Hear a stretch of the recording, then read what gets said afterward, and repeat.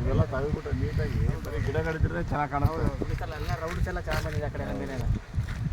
ಹಳ್ಳಿನ ಗಿಡ ಏನು ಅಷ್ಟೊಂದು ಎದ್ಬಿಟ್ಟಿದೆ ಅಲ್ಲ. ಅದು ನಾವು ಬೀಜ ಉದುರ್ಬಿಟ್ಟು ಎಲ್ಲ ಇದಾಗ್ಬಿಟ್ಟಿದೆ. ಹಾಂ ಅದ್ರ ಬೀಜ ಆಯ್ತಲ್ಲ ನೋಡಿ ಅದ್ರ ಗಿಡ.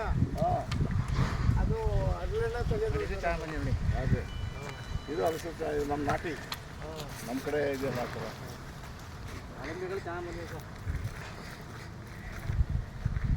ದಾಳಿಂಬೆ ಜಾಸ್ತಿ ಹಾಕಿದ್ರೆ ಅದು ರೋಡ್ ಸುತ್ತ ಬರೀ ಕಡೆ ಬೆಲೆ ಇರೋದು. ಹೀಗೆ ಇದೆ ಬಾಳೆ.